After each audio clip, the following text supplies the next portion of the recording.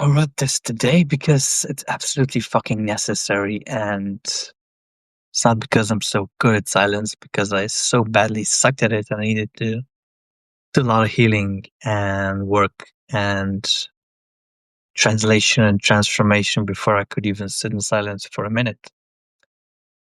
But it works. Been training last 10 years and it absolutely works. So here we go.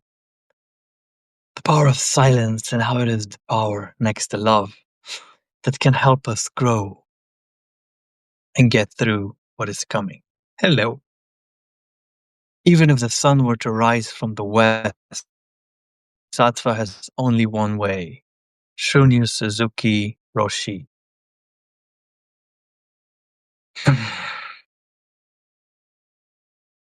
Listen to the silence and then listen some more. And then the silence starts getting louder and listen deeper and relax into it and see what arises. Not merely as a relaxation, not merely as a meditation, and not even as merely as a path to enlightenment, although all of that is essential. And it will soon be treated like brushing your teeth in the morning. And if you don't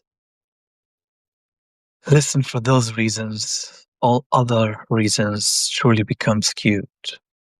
But also listen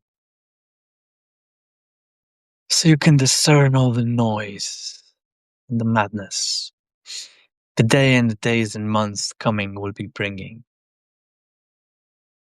They will bring so much dissonance, and the noise and deceits, and people screaming their heads and minds and even hearts off. It is a good investment to start making now.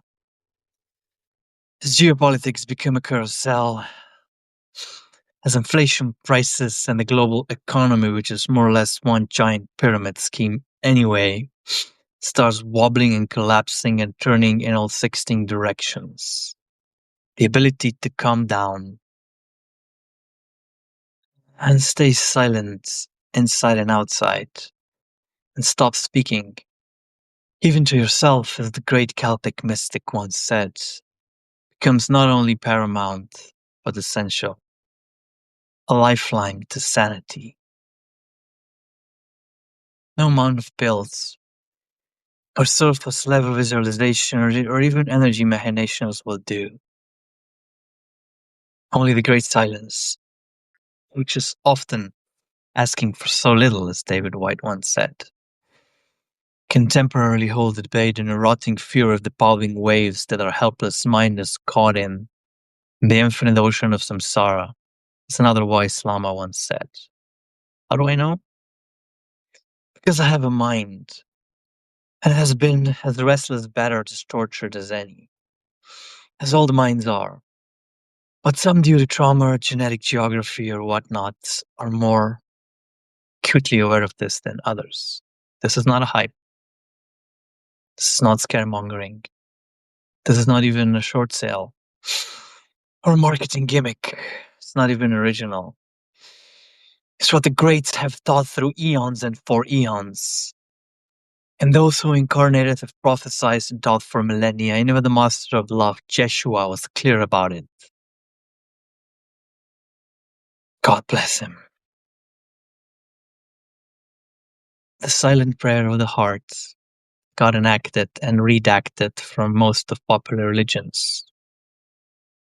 Masters of all religions, all creeds, all ideologies, and all shades of the rainbow have said more or less the same thing. The difference is only this time, as the war on our senses, minds, and even souls is waged with the full capacity of the artificial intelligent boar like black mages. It becomes not a luxury, not a spiritual thing you do at weekends, not merely a duty. It becomes an existential choice. So as the noise gets louder, as the madness beckons, and the drums of war explode with no sense whatsoever, listen to the deep silence as long as necessary, as long as required, as much as possible, and then some more, and reflect on the wisdom offered daily. Separate gold from the rocks, as my teacher said. and see how that may apply practically to what you call your life. And make sure you make it better by making other lives more beautiful, less difficult, and ultimately greater. Excuse me. Happy hunting, and may your meditation brings you peace, your family and loved ones a safe haven, your communities relief, so the world may be led to a much needed peace. Even in despite and within all the senseless wars we may not be able to prevent, but that changes nothing. For a strong, wise enlightenment and a kind Japanese guy once said, even if the sun was to rise in the west, the bodhisattva has only one way. Start walking/sitting and see what happens next. Love you all. Keep the peace.